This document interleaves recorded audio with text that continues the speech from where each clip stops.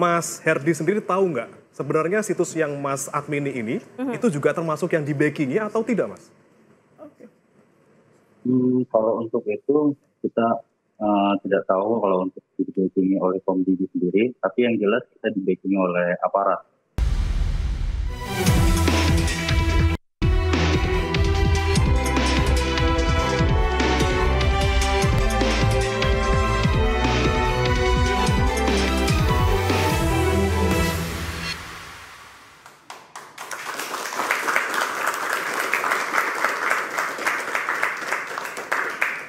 Ya, halo selamat malam pemirsa. Judi online yang melibatkan pegawai Kementerian Komunikasi dan Digital tengah menjadi sorotan utama. Ya, 23 orang ditetapkan sebagai tersangka karena melindungi ribuan situs judi online dari pemblokiran. Berantas judi menjadi salah satu program prioritas 100 hari pertama pemerintahan Prabowo Subianto dan juga Gibran Raka Buming Raka. Ya, judi online bukan hanya lingkaran setan, namun perangkap dunia maya. Namun akankah judi online bisa diberantas hingga ke akarnya? Bersama saya Nadia Valeri. Dan saya Brema Natenaya. Inilah Interupsi, judul bikin jebol, menteri hingga artis disenggol. Ya, luar biasa ya Nadia Valeri, hari ini memang kita ngomongin soal judi online tentu saja tidak simpel, tidak sederhana. Ini sesuatu yang sudah terjadi sejak lama dan kita perlu kulik-kulik lagi siapa sebenarnya yang terlibat. Kita akan membahasnya ya, Bre dan juga pemirsa dan penonton di studio dengan sejumlah narasumber kami. Di sebelah kanan saya ada Mas Andi Azwan, Wakil Ketua Umum Jokowi Mania Prabowo Mania 08. Mas Andi, selamat malam. Selamat malam, Mbak Valeri. Dan ada juga Pak Arianto Sutadi, Penasihat Kapolri. Pak Arianto, apa kabar? Baik, ya. Selamat malam. Dari sebelah kanan sudah, sekarang dari sebelah kiri kita ada Bung Refli Harun, pengamat hukum tata negara. Selamat malam, Bung. Selamat malam. Sehat, alhamdulillah ya. Pakai topi, panas apa gimana nih? Kayak koboi ini Bung Refli ya. Kayak koboi. Nah, di sampingnya juga ada the one and only Mas Roy Suryo, pengamat telematika. Selamat malam, Mas Roy. Malam, Mas Bre. Malam, Mbak. Luar biasa. Dan kita tidak sendirian juga hari ini ya. Karena ada teman-teman juga dari mahasiswa Universitas Negeri Jakarta yang sudah hadir di studio. Selamat malam. Selamat malam, selamat datang adik-adik. Oke. Adik-adik ini memang satu amal motor sebenarnya. Beda angkatan 2 tahun aja. Beda angkatan 2 tahun. Nah, tapi pemirsa dan juga Valeri, kita nanti juga akan kehadiran satu tamu spesial. Yang tapi nanti akan kita panggil setelah ini ya. Ya, dan pemirsa, perang melawan judi online ini tidak berkesudahan. Judul bukan hanya lingkaran setan, tapi juga wabah yang menjangkit berbagai lapisan masyarakat. Alih-alih diperangi, sejumlah pegawai Komdigi justru membackingi 1000 situs judul agar tidak diblokir. Akankah Budi Ari diperiksa?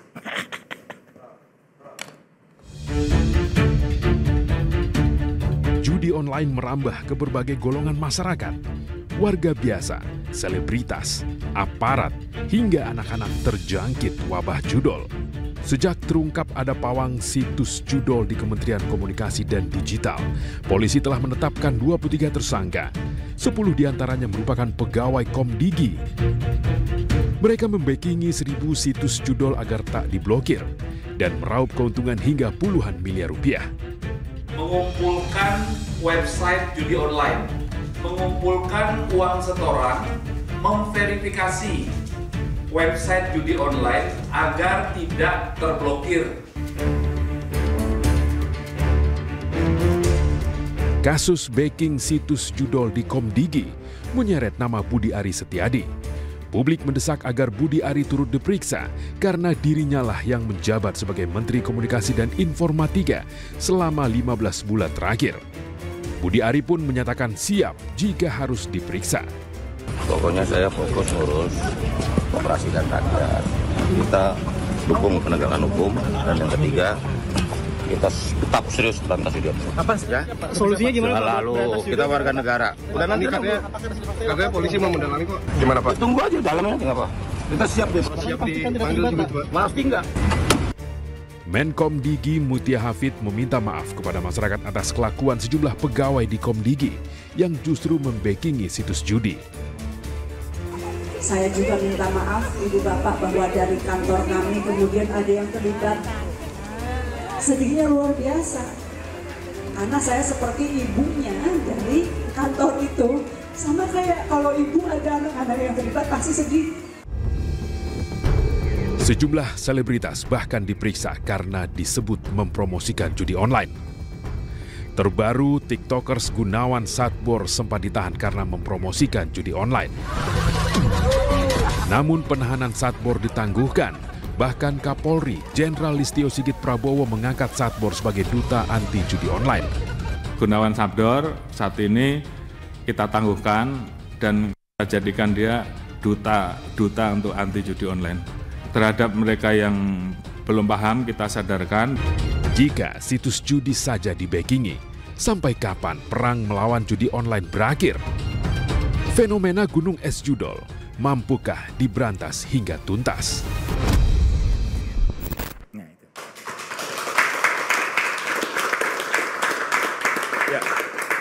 Baik pemirsa, seperti yang sudah kami janjikan di awal tadi, kami akan kehadiran salah satu narasumber spesial tentunya yang akan menceritakan bagaimana keruhnya kolam judi online di Indonesia. Kita sapa dari sambungan Zoom, selamat malam Mr. Herdi. Selamat malam Mr. Herdi, terdengar jelas ya suaranya ya Mas? Malam, oke Mas Herdi bisa mendengar ya Mas ya? Bisa. Ya, okay. Mas Herdi, ini kami coba konfirmasi dulu. Mas Herdi ini hanya pemain atau juga terlibat di balik itu semua? Misalnya jadi admin atau misalnya jadi seseorang di balik judi online? Ini judi online. Saya mantan admin. Mantan admin? Salah satu situs, ya. Oke, berarti sejak kapan Mas Herdi waktu itu dan akhirnya kapan berhenti dari jadi admin judi online? Saya berhenti itu tahun 2020. 2020. Betul. Hanya Kenapa 1 tahun lebih. Bisa masuk ke judi online ini, Mas Herdi? Awalnya karena desakan keadaan, lalu ada tawaran dari teman yang bekerja di sana dengan gaji yang lumayan. Mau nggak mau kita sana. Lumayan itu berapa, Mas Herdi? Kurang lebih itu untuk gaji bisa sampai 5-7. 5-7 juta sebulan atau? Ya, sebulan. Sebulan. Berarti kalau di levelnya Mas Herdi 5-7 juta, tapi di atasnya Mas Herdi itu kira-kira berapa? Lebih dari ini Mas Herdi? Bisa lebih dari saya kalau yang di atas. Seperti customer service atau CS atau bagian-bagian lain di atas. Atau supervisor. Oke, Mas Herdi, kalau kami boleh tahu juga, apakah Mas Herdi juga tahu nih atas-atasnya Mas Herdi siapa saja, jaringan besarnya, atau hanya berhenti di Mas saja dan juga atasan langsungnya? Iya. Oh, kalau untuk saya hanya berhenti di supervisor. Hanya sampai di supervisor saja? Supervisor Mas Herdi dapat berapa Mas? Kalau Mas Herdi 5-7 juta, ini pasti lebih kan? Bisa lebih, mungkin bisa 15. 15 juta per bulan. Oke, tapi kan ini yang menjadi pembahasan adalah banyaknya situs judi online yang kemudian di-backingi dalam tanda kutip oleh internal dari Komdigi. Nah, Mas Herdi sendiri tahu nggak sebenarnya situs yang Mas admini ini itu juga termasuk yang di-backingi atau tidak, Mas? Kalau untuk itu kita tidak tahu kalau untuk di-backingi oleh Komdigi sendiri, tapi yang jelas kita di-backingi oleh aparat. Oke. Tapi sampai sekarang masih ada situsnya, Mas Herdi? Kalau untuk situsnya itu masih ada sampai sekarang. Sampai sekarang belum diblokir? Belum. Oke. Nah, ini yang menjadi kalau diblokir. Oke, tapi Mas Herdi, kalau misalnya untuk aparatnya sendiri, apakah bisa menyebutkan secara spesifik kira-kira dari aparat mana yang membackingi, Mas Herdi? Yang jelas sih dari instansi kepolisian. Dari kepolisian? Dari pihak kepolisian. Oke. Ini yang cukup kita membuat shock ya. Dan ini mungkin nanti kita juga akan tanyakan ke narasumber kita yang ada di sini. Mas Herdi, tahan dulu, kita akan ke narasumber kita konfirmasi kita dulu ke Bung Refli. Bung Refli, ini ada backing dari pihak kepolisian. Ini bisa dilakukan terkait judi online ini, Bung Refli? Begini, saya mau memulai ya dari ada penelitian seorang dosen dari UGM yang mengatakan soal bisnis. Kalau bisnis ilegal itu cenderung di-backingi oleh aparat hukum yang punya hukum. Ya gitu ya. Pasti aparat hukum? Ya, kalau dia bicara mengenai soal, mohon maaf ya, tentara dan polisi. Tentara biasanya membackingi yang legal. Karena kan dia pegang hukum nih, ilegal. Itu penelitian dosen UGM, itu satu. Yang kedua, kita jangan pura-pura kaget. Yang namanya kegiatan-kegiatan ilegal itu dan terbuka bagi masyarakat, sifatnya masif, nggak mungkin nggak ada backingnya. Itu udah pasti. One thing for sure, sudah pasti ada backingnya. Karena kalau dia tidak ada backingnya, maka suatu kegiatan yang masif seperti itu mudah sekali ditelusuri dan kemudian dihentikan. Nah kalau kita lihat lagi ya, soal judi dan judi online ini kan soal yang secara turun-temurun itu sudah ada sejak zaman dulu. Cuma bedanya dengan kemajuan teknologi, tadinya judi konvensional, sekarang judi online. Jadi kalau judi konvensional itu sama, backingnya begitu. Dan uangnya mengalir sampai jauh juga untuk proses pembackingan itu. Nah ini soal yang terakhir ya, sebelum saya dialihkan ke tempat lain. Saya pernah bertemu dengan seorang calon kepala daerah di sebuah provinsi di Jawa. Pokoknya di pertengahan Jawanya. Jelas banget itu. Dan tapi itu long time ago, kira-kira 10 tahun yang lalu. Tetapi dia tidak jadi calon. Dia tanya, kok dia menjadi idola di sana karena dianggap, maaf ya, Kapolda yang berhasil memberantas judi. Sehingga dia kemudian dinominasikan untuk menjadi calon kepala daerah walaupun kelihatannya tidak ada partai yang nggak dapat lah pokoknya. Lalu kok bisa Pak? Saya bilang sama dia. Ya, saya udah tanya sama, ini mohon maaf nih Pak Arianto tadi ya. Saya tanya sama Kapolri, you masih terima setoran judi nggak? Kalau you masih terima setoran judi, jangan harap bisa seperti saya. Intinya begitulah. Nah ini kita langsung. Nah itu kata dia yang long time itu. Kalau kondisi hari ini, saya nggak tahu. Ya, kita tanya kan ke Pak Arianto ini, Pak Arianto, aparat penegak hukum backing judi online menerima setoran, tanggapannya? Terima kasih. Saya tidak kaget ya dengan kondisi itu. Saya menjadi polisi mulai tahun 71. Dan itu udah 50 tahun yang lalu. Mulai dari pangkat terendah.